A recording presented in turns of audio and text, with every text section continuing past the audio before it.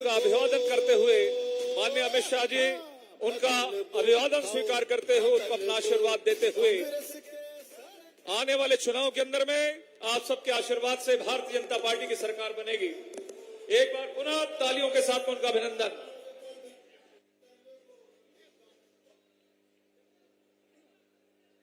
एक बार जोरदार तालियों के साथ माननीय अमित शाह जी का स्वागत और अभिनंदन। एक बार जोरदार ताली बजा करके अभिनंदन करेंगे।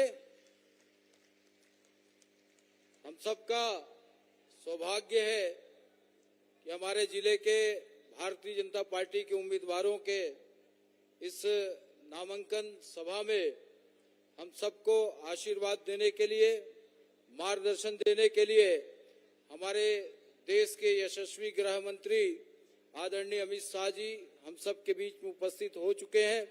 मैंने हमारे 6 प्रत्याशियों को आपके सामने प्रस्तुत करके उनका परिचय कराया था। हमारे 7वें प्रत्याशी भी यहाँ उपस्थित हो चुके हैं। हालांकि वो किसी परिचय के मोहताज नहीं है, फिर भी मैं आदरणीय डॉक्टर रमन सिंह जी से निवेदन करूंगा कि वो आपके सामने आकर के आप सबका अभिनंदन स्वीकार करें। एक बार जोरदार ताली बजा करके स्वागत करेंगे। आज बदल मैं हमारे प्रदेश अध्यक्ष आदरणीय अरुण साव जी से निवेदन करूंगा कि माननीय गृह मंत्री जी का स्वागत करेंगे। कांग्रेस के सरकार आदरणीय डॉक्टर रमन सिंह जी से मेरा अनुरोध होगा कि वो आदरणीय गृह मंत्री जी का स्वागत करेंगे। एकदम बदल हमारे राष्ट्रीय उपाध्यक्ष राज्यसभा सांसद सुश्री सरोज पांडे जी से मेरा निवेदन होगा कि आदरणीय गृह मंत्री जी का स्वागत करेंगे। हमारे लोकप्रिय सांसद आदरणीय संतोष पांडे जी से मेरा निवेदन होगा कि आदरणीय गृह मंत्री जी का स्वागत करेंगे। आदरणीय जिलाध्यक्ष रमेश पटेल जी से मेरा अनुरोध होगा कि आदरणीय गृह मंत्री जी का स्वागत करेंगे। हम लोगों ने ऐसे योजना तो बनाई थी कि बाकी सब लोग एक साथ मिल करके आदरणीय गृह मंत्री जी का स्वागत करेंगे अलग अलग ग्रुप में, लेकिन कुछ तकनीकी कारण से वो व्यवस्था थोड़ी सी मिस हुई है। तब भी जो उनको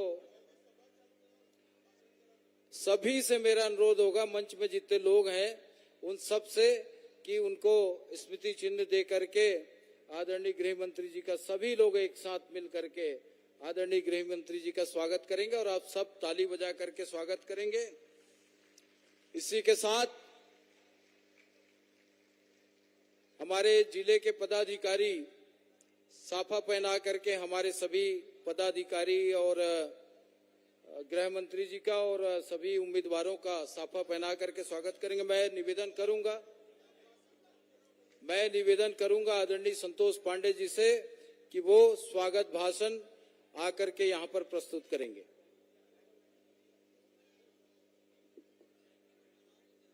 भारत माता के, भारत माता के, भारतीय जनता पार्टी जिंदाबाद, भारतीय जनता पार्टी जिंदाबाद, अमित शाह जी जिंदाबाद, अमित शाह जी जिंदाबाद। आज संस्कारधानी राजनांदगांव में उपस्थित सम्माननीय भारत के गृह मंत्री सम्माननीय श्री अमित शाह जी, मंच पर विराजमान छत्तीसगढ़ के पूर्व मुख्यमंत्री सम्माननीय राष्ट्रीय उपाध्यक्ष डॉक्टर रमन सिंह जी, सम्माननीय सुश्री सरोज पांडे जी राष्ट्रीय उपाध्यक्ष महोदया, हम सबके यशस्वी अध्यक्ष प्रदेश भारतीय जनता पार्टी के और सांसद बिलासपुर के सम्माननीय अरुण साव जी, उपस्थित समस्त प्रत्याशीगण, मंच में विराजमान समस्त वरिष्ठ पदाधिकारीगण और इस राजनांदगांव के इस ऐतिहासिक विशाल जनसभा में उपस्थित समस्त बहनों भाइयों, मैं सम्माननीय अमित शाह जी का मैं स्वागत तो करता हूं, किंतु इन पंक्तियों के साथ जिस प्रकार से कवि भूषण ने और छत्रपति शिवाजी और छत्रसाल के विषय में कहा था, आज वही माननीय सम्माननीय देश के प्रधानमंत्री नरेंद्र मोदी और इस देश के गृह मंत्री अमित शाह जी सटीक उस पर उतरते हैं।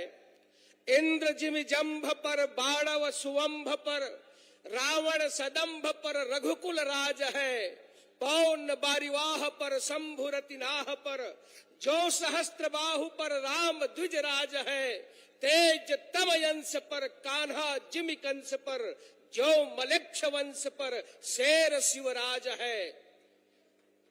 शिवा को संभालो, शिवा को सराहो की सराहो छत्रसाल को। इस देश के प्रधानमंत्री सम्माननीय नरेंद्र मोदी की सराहना पूरी दुनिया करती है और भारत के अंदर और इस देश को सुगठित बनाने वाले ऐसे गृह मंत्री अमित शाह जी की पूरा भारत सराहना करता है। आज संस्कार धानी में, साहित्य की नगरी में मैं उनका हृदय से अभिनंदन करता हूं, उनका हम हृदय से स्वागत करते हैं। भाइयों बहनों, आज केवल राजनांदगांव नहीं, संपूर्ण भारत नहीं, पूरी दुनिया में यदि डंका बज रहा है भारत का और भारत माता की जय जयकार हो रही है, तो इसके लिए इस देश के प्रधानमंत्री नरेंद्र मोदी जी ने उस स्थान पर पहुंचाया है। आज हम सब जानते हैं G20 की मेजबानी जिस तरीके से की गई और भारत में जिस तरीके से वो कार्यक्रम संपन्न हुए, विश्व में पहली बार भारत ने ऐसा किया है।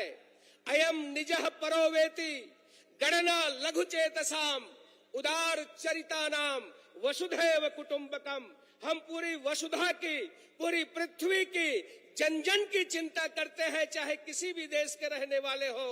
माननीय मोदी जी ने कहा, एक पृथ्वी, एक परिवार, एक भविष्य की बात करने वाले। और इसीलिए उन्होंने क्या किया, जब पूरी दुनिया में त्राही त्राही मची थी, वो बीमारी, वो महामारी, उस कोविड काल में जिस तरीके से दो वैक्सीन उन्होंने इजाद किया, इजाद कराने के लिए वैज्ञानिकों के लैब में जाकर के उनकी पीठ थपथपाई, उनको संसाधन उपलब्ध कराए, उनको सब प्रकार से धन मुहैया कराया और जो वैक्सीन कोविशील्ड और जो वैक्सीन तैयार हुआ, वो पूरे भारत में और पूरी दुनिया में हमने भेजने का काम किया, अपनी औषधि भेजने का काम किया, जिसकी पूरी दुनिया में मांग थी। विश्व की कल्याण की कामना करने का, मंगल कामना करने का ये प्रण माननीय नरेंद्र मोदी जी ने लिया है। मैं आप सबसे केवल इतना ही कहते हुए, एक तरफ तो ये अफवाह फैला रहे हैं, ये अफवाह क्या, यहाँ के मंत्री बोले इस वैक्सीन को जो लगाएगा वो नपुंसक हो जाएगा, इसमें एक्सपायरी डेट नहीं है, इसमें इस प्रकार की बातें हैं। आज भूपेश बघेल की सरकार के मंत्री, भाइयों बहनों, आप सब जानते हैं। मैं इतनी बात कहते हुए समाप्त करूंगा। भूपेश बघेल आज बता रहे थे, ये भरोसा सम्मेलन, क्या भरोसा है भैया? न तो टी.एस. सिंहदेव को भूपेश बघेल के ऊपर भरोसा है, न तो छंडी साहू को भूपेश बघेल के ऊपर भरोसा है, न तो शैलेश पांडे को, बिलासपुर के विधायक को भूपेश बघेल के ऊपर भरोसा है। आज ये भरोसे की बात करते हैं, आम छत्तीसगढ़िया को भूपेश बघेल के ऊपर से भरोसा खत्म हो गया है। ये राम नाम की, राम वनगमन की बात करते हैं। मैं केवल इतना ही कहते हुए अपनी बात को समाप्त करूंगा। भाइयों बहनों, आप सब जानते हैं कि छत्तीसगढ़ के आज भारतीय जनता पार्टी की 4 राज्यों की सरकार राम जन्मभूमि के लिए बर्खास्त हुई थी। बलिदान दिया था भारतीय जनता पार्टी ने। धारा 370 खत्म कराने वाले हमारे बीच में उपस्थित हैं। दृढ़ निश्चय, वही दृढ़ निश्चय लेकर ऐसा वातावरण निर्माण हुआ, राम जन्मभूमि में मंदिर का निर्माण हुआ। और यहाँ क्या कह रहे हैं कि हम राम वनगमन बनाएंगे, राम नाम जपना शुरू कर दिए। काल नेमि जिमि रावण राहु। मैं केवल इतना ही कहूंगा कि भैया, आप तो राम राम कह रहे हैं, इसी मैदान में 50 फुट की रावण जलाते हैं, म्युनिसिपल स्कूल में जलाते हैं। ये बताओ, रावण की पूजा करने कौन कहता है? उनके पिताजी। रावण की बात कौन कहता है? उनके पूज्य पिताजी। तभी हमारी यह कहावत है छत्तीसगढ़ में, जैसे जैसे घर द्वार तैसे तैसे फैर का, और जैसे जैसे दाई दादा तैसे तैसे लइका। ओकर लइका कौन है? वो धोखा दे थे राम के नाम में। ओकर पिताजी है रावण लमानो कहा थे, अब ये राम लमानो कहा थे। एक ऊपर दूसरे ऊपर भरोसा न पैदा करके इन बता दे। मैं केवल अतके कहते हुए कि आज ये समय आगे है, हमारे जतेक प्रत्याशी यहाँ खड़े हैं, ये सब प्रत्याशी मन ला आप मन कमल छाप में वोट दे करके विजयी बनाओ, जिताओ। आज ये अवसर में सम्माननीय अमित शाह जी के पुनः अभिनंदन और स्वागत करते हुए मैं अपन बात ला समाप्त करता हूँ। आप सब ला बहुत बहुत धन्यवाद। किंतु एक पंक्ति के साथ, हालात बदलने में बहुत देर नहीं है, हालात बदलने में बहुत देर नहीं है, कुदरत के उसूलों में उलट फेर नहीं है, आगाज से अंजाम जुड़ा होता है यारो, भगवान के घर देर है। बहुत बहुत धन्यवाद। अब मैं बहुत ही सम्मान के साथ हमारे प्रदेश अध्यक्ष, जो प्रदेश अध्यक्ष के साथ साथ बिलासपुर के सांसद भी, एक बार जोरदार ताली बजा दो और उन साहु जी ला आमंत्रित करत हो। बहुत बहुत स्वागत आपके। आज के ये नामांकन रैली में हम सब के ताकत बढ़ाए बर, उत्साह बढ़ाए बर आए हुए हमारे देश के गृह एवं सहकारिता मंत्री जी के एक बार जोरदार ताली बजा के अभिनंदन और स्वागत करो। और बता दो नारा लगा के कि आज छत्तीसगढ़ के गांव गांव गली गली में कौन सा नारा गूंजा थे कि औ नहीं सही बोल, अरे औ नहीं सही बोल, अरे तख्त बदल दो, ताज बदल दो, अरे तख्त बदल दो, ताज बदल दो।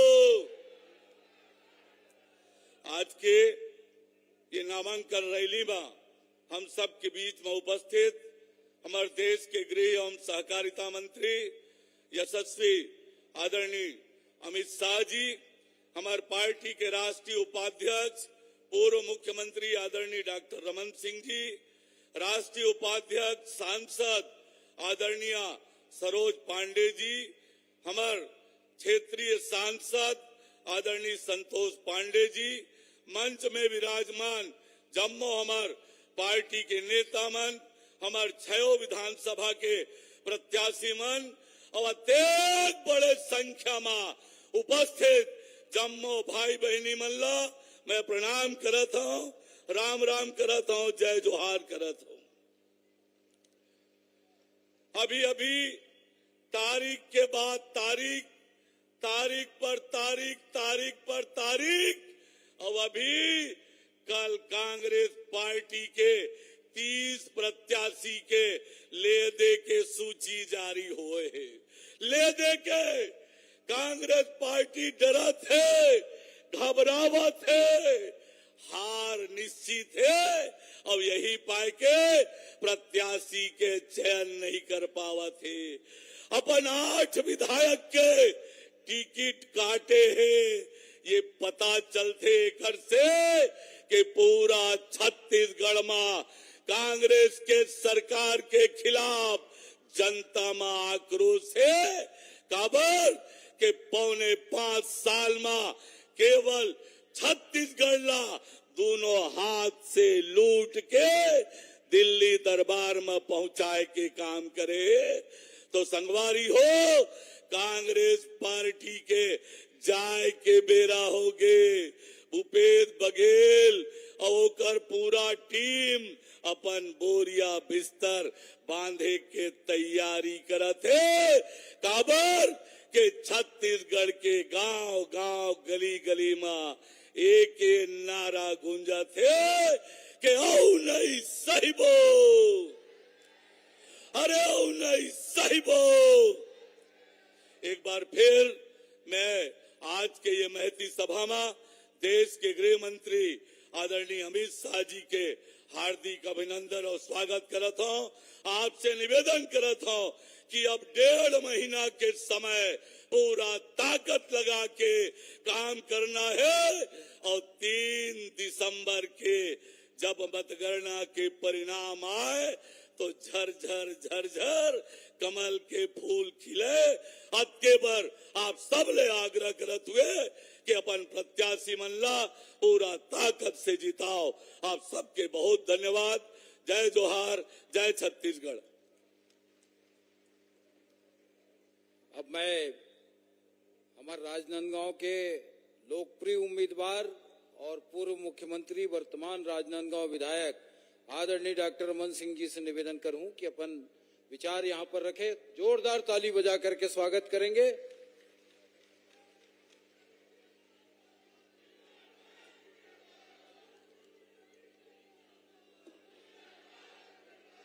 आज का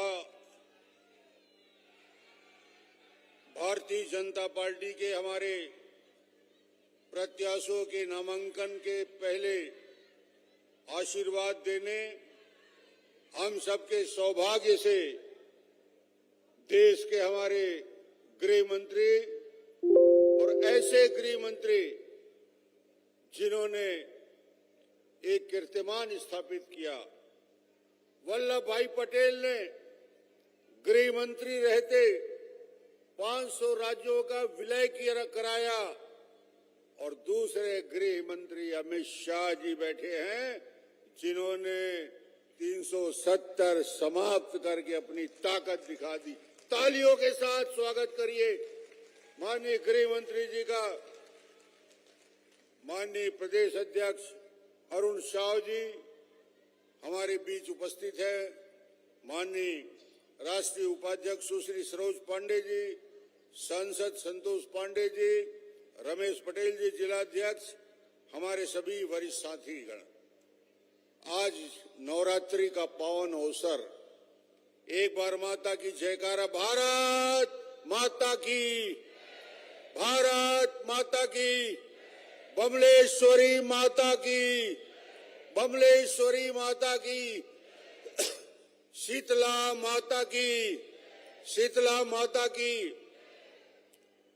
सबसे पहले मैं धन्यवाद देना चाहूंगा राजनांदगांव की जनता को कि आपने डॉक्टर रमन की पहचान बनाई है। डॉक्टर रमन यदि पार्षद से लेकर विधायक से लेकर सांसद, केंद्र में मंत्री और 3 बार मुख्यमंत्री बना है। पहले विधायक आपने बनाया, फिर मैं बाद में बना, उसके लिए आप बधाई के पात्र हैं। आपका मैं अभिनंदन करता हूं, स्वागत करता हूं। आपने वो गौरव दिया और एक बार फिर मैं धन्यवाद देना चाहूंगा राष्ट्रीय हमारे पार्टी के अध्यक्ष और माननीय सभी वरिष्ठ नेताओं का, जिन्हें मुझे विधायक के नाते चुनाव लड़ने का आदेश जारी किया। 15 साल अवसर मिला मुख्यमंत्री के नाते, राजनांदगांव में विधायक के नाते इस क्षेत्र का विकास किया। और 5 साल में कांग्रेस ने क्या किया? पक्षपात की कार्रवाई की, पक्षपात किया राजनांदगांव जिले के साथ। राजनांदगांव का घोर अपमान होता है। राजनांदगांव में भूपेश बघेल के आते ही क्या स्थिति बदली। सड़क, पुलिया, पुल, स्कूल, अस्पताल, सारे निर्माण कार्य रुक गए। एक आंकड़ा मैं देख रहा था, राजनांदगांव नगर निगम में अधोसंरचना मद में 18 से 23 कांग्रेस के शासनकाल में 39 करोड़ मिले और भारतीय जनता पार्टी के कार्यकाल में 13 से 18 200 करोड़ रुपया मिले थे। ये तुलना आप कर सकते हैं क्या स्थिति कांग्रेस ने किया। कांग्रेस के 5 साल और भारतीय जनता पार्टी की विकास यात्रा। स्वास्थ्य की दृष्टि से पेंड्री में मेडिकल कॉलेज की स्थापना भारतीय जनता पार्टी के कार्यकाल में।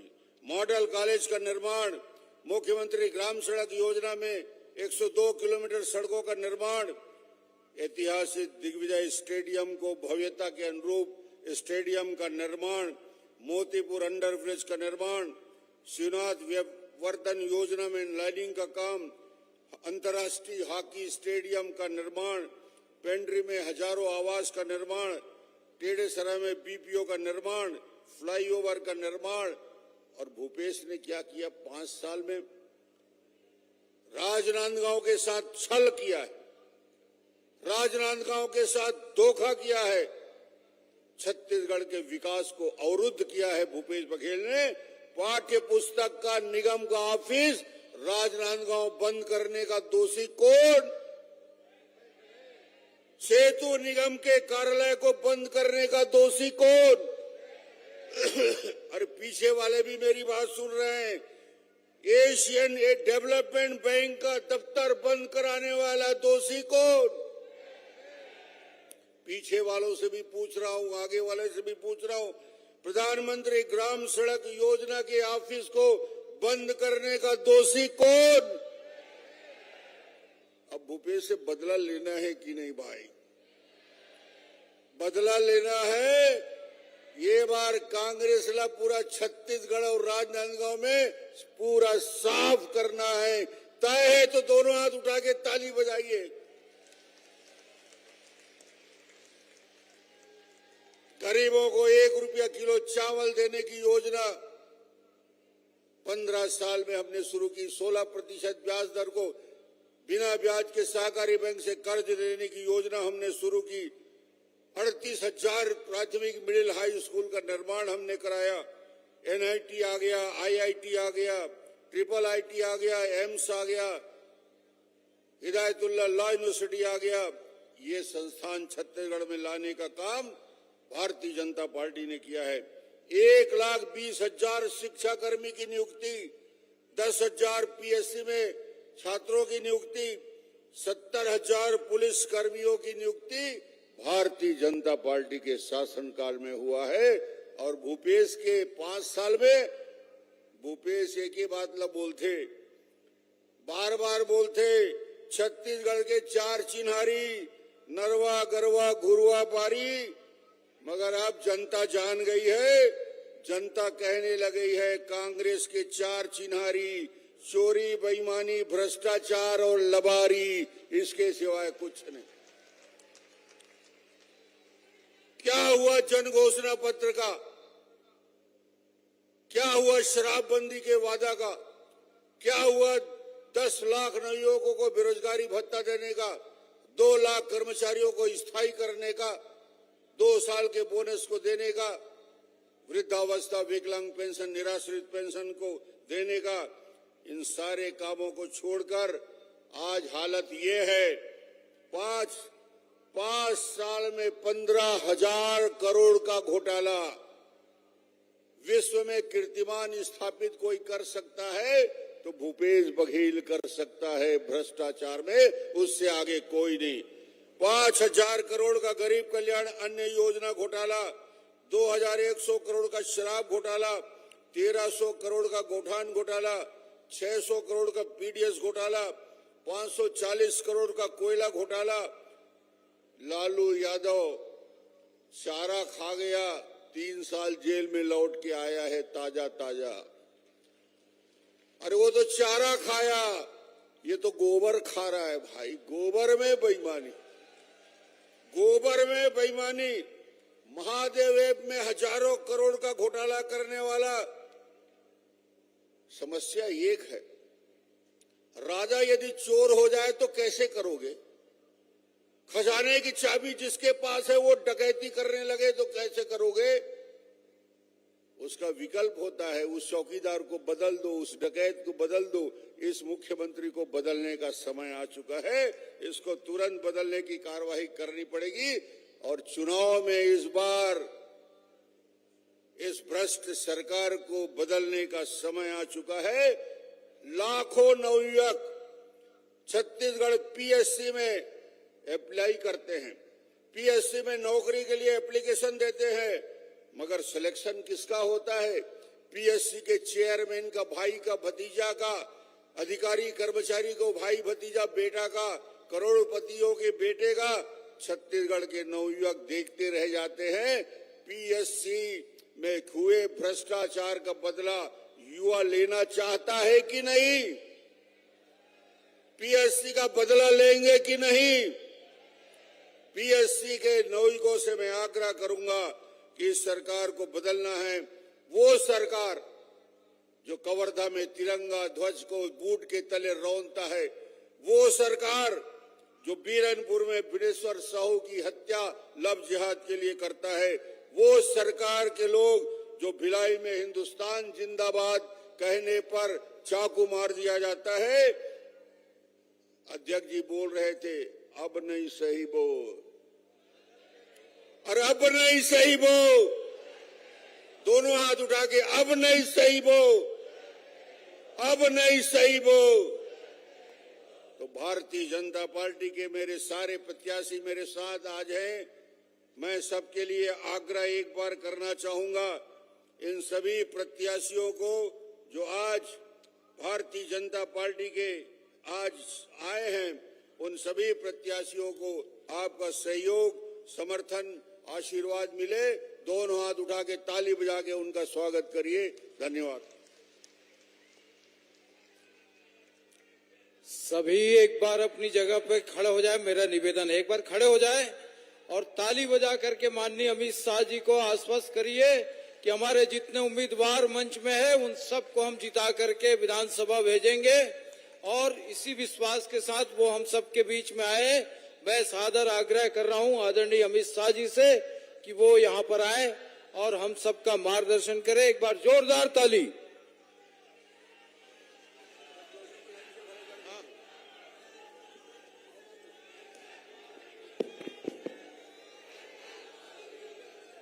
मेरे साथ जोर से बोलिए, भारत माता की। क्यों भाई, सरकार बदलनी है नहीं बदलनी है? ऐसी आवाज नहीं चलती। दोनों हाथ उठाइए, विजय के संकल्प की मुट्ठी बींचिए और प्रचंड आवाज से बोलिए, भारत माता की।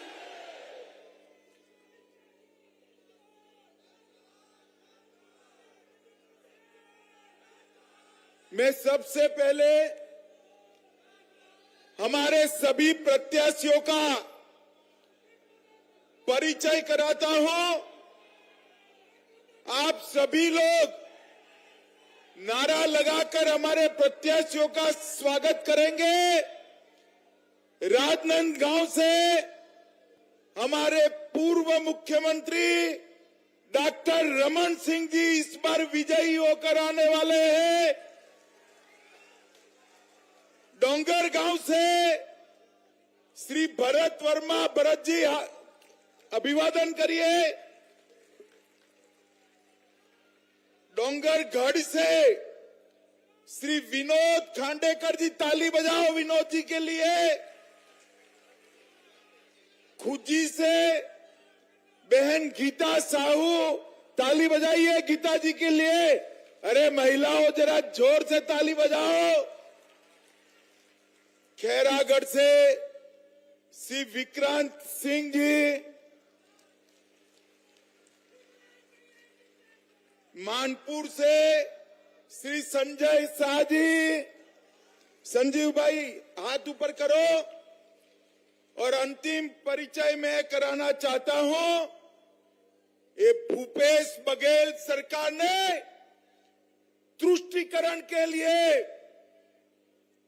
वोट बैंक की राजनीति के लिए छत्तीसगढ़ के बेटे भुवनेश्वर को लिंचिंग कराकर मार दिया। भुवनेश्वर साहू को भारतीय जनता पार्टी ने तय किया है कि हम भुवनेश्वर साहू के हत्यारों को उनके अंजाम तक पहुंचाएंगे और इसके प्रतीक के रूप में उनके पिताजी श्री ईश्वर साहू को हमने चुनाव के मैदान में उतारा। मैं आप सभी से अनुरोध करूंगा, भाई भुवनेश्वर साहू की शहादत के लिए जोर से दोनों हाथ उठाकर भारत माता की जय का जयकारा लगाएंगे। बोले भारत माता की, भारत माता की, वंदे वंदे वंदे। मित्रों, आज राजनांदगांव में हमारे सारे प्रत्याशियों के नामांकन की रैली में एक विशाल जन समूह मेरे सामने है। आपका उत्साह देखकर मैं स्पष्टता से आज भरोसा लेकर जा रहा हूं।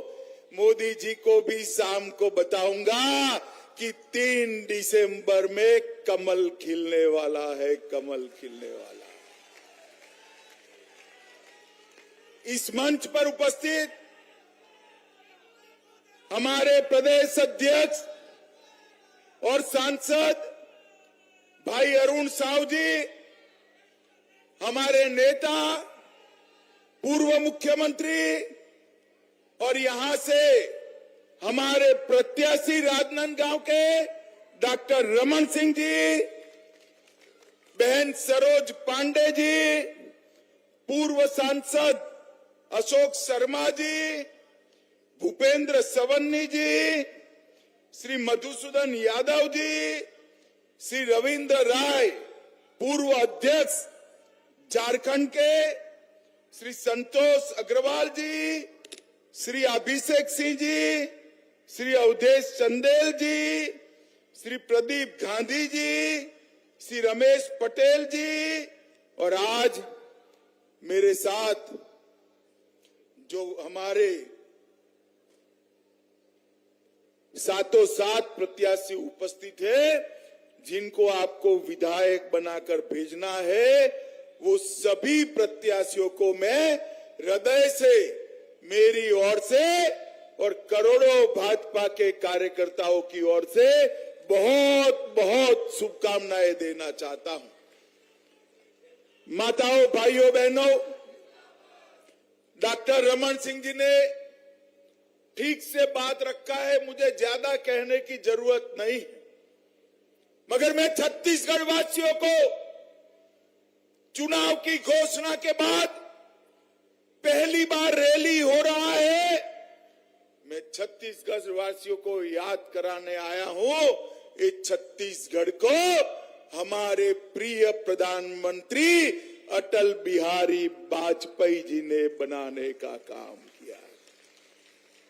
एक कांग्रेसियों के शासन के अंदर पुराना मध्य प्रदेश और छत्तीसगढ़ बीमारू राज्य बनकर खड़ा था।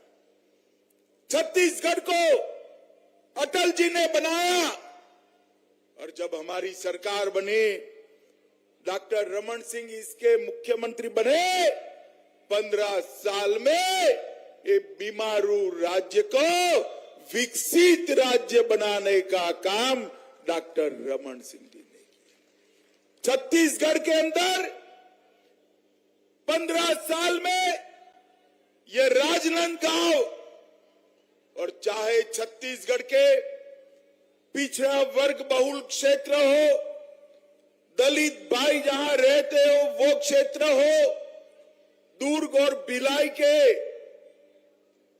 कॉस्मोपॉलिटन इलाके हो, या जहां मेरे आदिवासी भाई बहन रहते हो वो क्षेत्र हो, हर क्षेत्र को संपूर्ण विकसित करने का काम भारतीय जनता पार्टी की सरकार ने किया। यहां की छत्तीसगढ़ी भाषा को राज्य की भाषा का दर्जा देने का काम भारतीय जनता पार्टी ने किया। किसानों को 14% ब्याज से मुक्त कराने का काम जो से ताली बजाइएगा, हमारी रमन सिंह सरकार ने किया। मित्रों, सबसे पीडीएस की व्यवस्था सबसे अच्छी देश भर में कहीं पर लागू हुई तो मेरे और आपके इस छत्तीसगढ़ में हुई, और रमन सिंह को चावल वाला बाबा कहकर पुकारा गया। ट्राइबल, ओबीसी और दलित को अपने अधिकार देने का काम किया, और छत्तीसगढ़ को हमने विकसित राज्य बनाने के लिए ढेर सारे कदम उठाए। और मैं पूछने आया हूं, भैया भूपेश जी, 5 साल में आपने क्या किया, इसका जरा हिसाब किताब दीजिए। मुझे मालूम है हिसाब देने का आपका स्वभाव नहीं है, आप विकास का हिसाब किताब नहीं करते हो। बेचारे ताम्रध्वज साहू और राजा साहब से हिसाब किताब करने में पड़े हो, आप विकास का हिसाब नहीं कर सकते हो। मित्रों, आने वाला चुनाव एक सरकार बनाने का चुनाव नहीं, आने वाला चुनाव विधायक चुनने का चुनाव नहीं है। आने वाला चुनाव मोदी जी के नेतृत्व में स्वर्णिम भविष्य वाले छत्तीसगढ़ बनाने का चुनाव है। हर छत्तीसगढ़िया ने एक एक वोट मोदी जी के नेतृत्व में स्वर्णिम छत्तीसगढ़ बनाने के लिए देना है। छत्तीसगढ़ हमारे 15 साल के शासन में खाद्य और पोषण सुरक्षा देने वाला भारत का सबसे पहला राज्य बना। कौशल विकास उसका अधिकार देने वाला सबसे पहला राज्य बना। 150 दिन तक, जोर से ताली बजाइएगा, 150 दिन तक रोजगारी देने वाला सबसे पहला राज्य बना। महिला मजदूरों को मातृत्व अवकाश देने वाला पहला राज्य बना, और माताओं बहनों को पंचायत चुनाव में 50% आरक्षण देने वाला पहला राज्य भी ये बना। इन्होंने छत्तीसगढ़ को कांग्रेस ने बीमारू राज्य बनाकर छोड़ा था। हमने इसको एजुकेशन हब बनाया, पावर हब बनाया, सीमेंट हब बनाया, इस्पात हब बनाया, और हेल्थ केयर का भी एक बहुत बड़ा सेंटर बनाने का काम किया। NEET, NIT, IIT, IIT, IIM, AIIMS और लाइवलीहुड कॉलेज देश में सबसे पहले बनाने का काम भारतीय जनता पार्टी ने किया। और मित्रों, भूपेश जी ने क्या कहा किया, 5 साल से 30% भूपेश कक्का सरकार चलाने का काम ये भूपेश जी ने किया। मित्रों, भूपेश बघेल ने छत्तीसगढ़ को कांग्रेस के दरबार का एटीएम बनाकर रखा है, एटीएम बनाकर रखा है। छत्तीसगढ़ के मेरे आदिवासी युवा के अधिकार का पैसा दिल्ली दरबार की कांग्रेस की तिजोरी में जाता है। दलित युवा का पैसा दिल्ली दरबार की कांग्रेस की तिजोरी में जाता है, और मेरे पिछड़ा वर्ग के युवा भाइयों बहनों का अधिकार भी ये इनके एटीएम के थ्रू दिल्ली में जाता है। और मैंने करप्शन का ऐसा, जैसे फूड चेन बनते हैं ना, कोई पिज्जा का फूड चेन बनाएगा, कोई पाव भाजी का बनाएगा, इन्होंने करप्शन का पटवारी से लेकर मुख्यमंत्री तक का पूरा करप्शन चेन बना दिया है, जो दिल्ली तक जाता है। शर्म आनी चाहिए आपको, शर्म आनी चाहिए। और मैं आपको बताता हूं, घोटालों की इतनी बड़ी सूची मैंने मेरे सार्वजनिक जीवन में कहीं नहीं देखी। शराब घोटाला, 2000 करोड़ रुपए का शराब घोटाला इनके ऑफिस के अफसरान जेल में जाते हैं और उनको शादी में भी चैन नहीं आता है, कहीं वो मुंह न खोल दे, इसलिए डर कर घर में शादी कराते हैं। कोयला परिवहन घोटाला 550 करोड़ का किया। प्रधानमंत्री गरीब अन्न योजना में 5000 करोड़ का घोटाला किया। गोठान घोटाला 1300 करोड़ से ज्यादा रुपयों का घोटाला किया। 600 करोड़ का उन्होंने पीडीएस घोटाला फिर से किया। महादेव ऐप का 5000 करोड़ का घोटाला करने का काम भूपेश बघेल सरकार ने किया। ये उन्होंने तो बच्चों की नौकरियों को भी नहीं छोड़ा।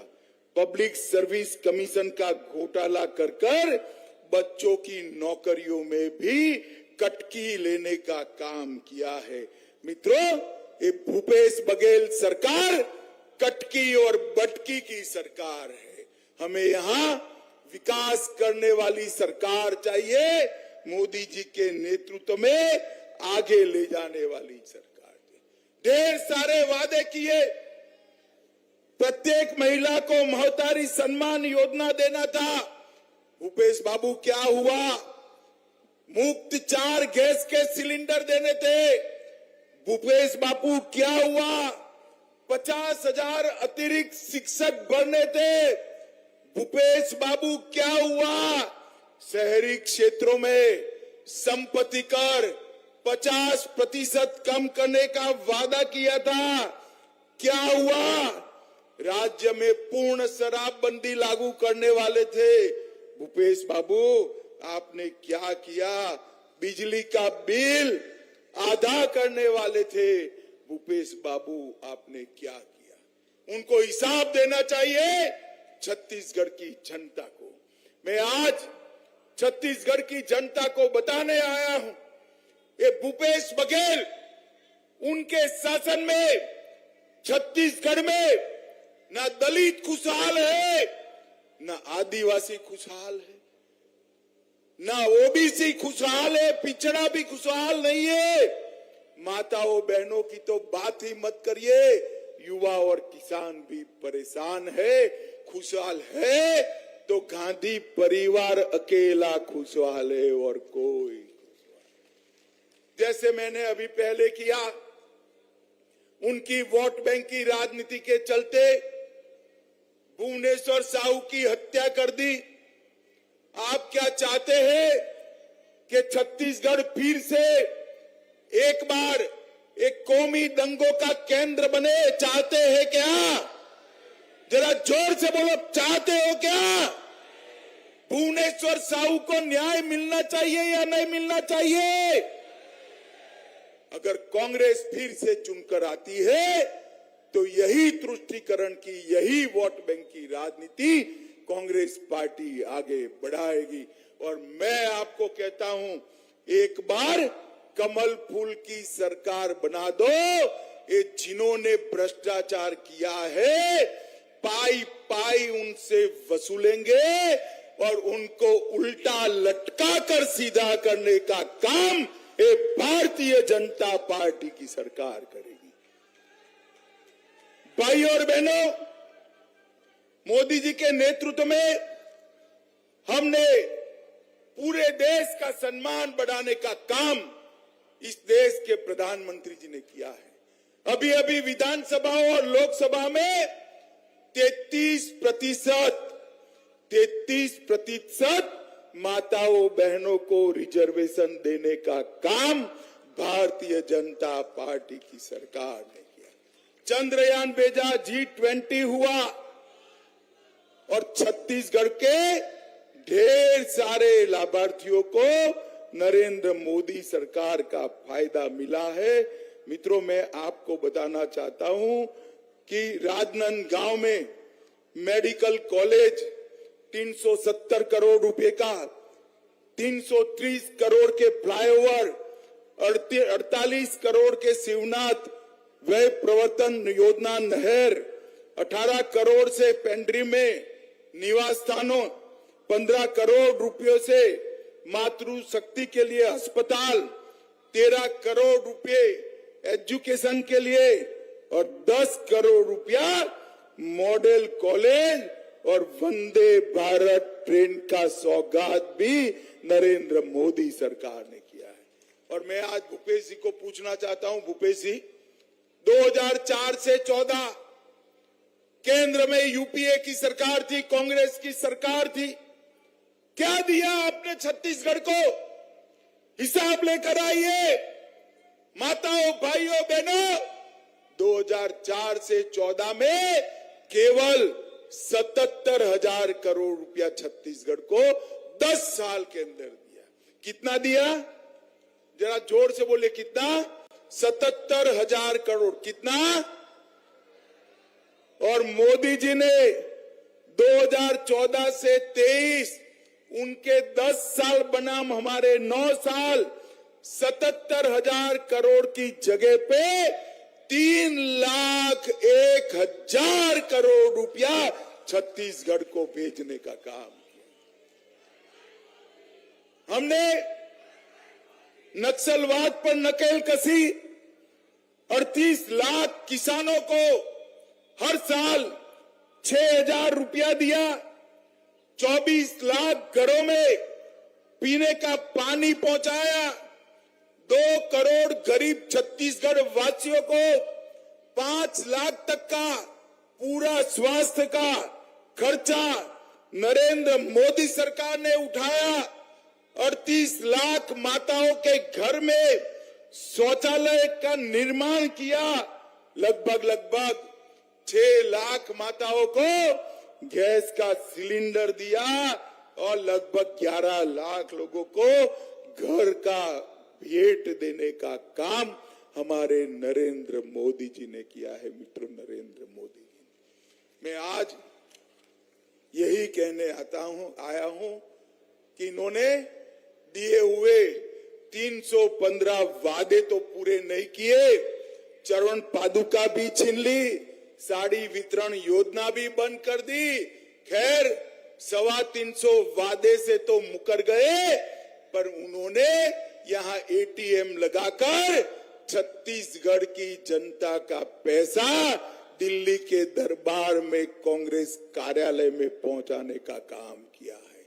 मुझे बताओ माताओं, भाइयों, बहनों, जिन्होंने छत्तीसगढ़ के भविष्य को इस तरह से बर्बाद किया है, वो भूपेश बघेल को फिर से मौका दे सकते हैं क्या?